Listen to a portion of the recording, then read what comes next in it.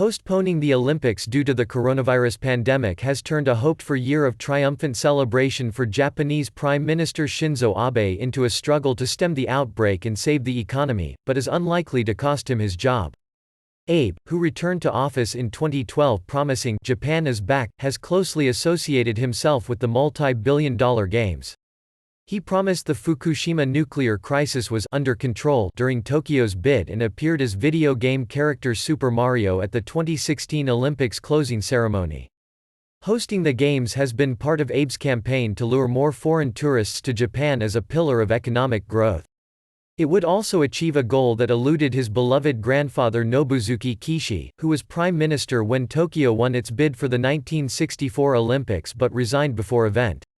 Now, the global spread of the virus has scuppered rosy scenarios in which Abe would preside over the Games this year, setting the stage to lead his party to an election victory.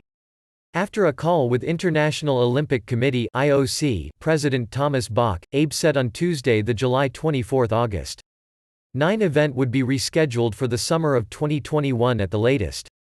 Postponing the Games, rather than cancelling them, could help Abe keep his job, given a weak, fragmented opposition, the absence of consensus in his ruling party about a successor, and voter acceptance of the need for delay. Cancellation means no Tokyo Olympics. That is not something Japanese citizens want to see, said former diplomat Kunihiko Miyake, now research director at the Kannon Institute for Global Studies, speaking before Abe's announcement.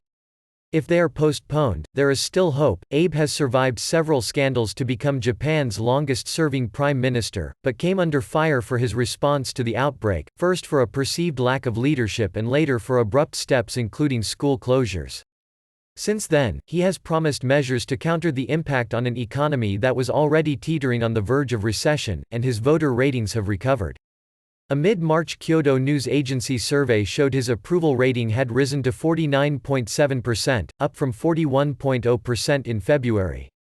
Abe's willingness to accept a delay, which would have once been an unthinkable political defeat, could even give him a boost, as polls have shown that strong majorities favoring delaying the Games, wrote Tobias Harris, senior vice president at consultancy Teneo.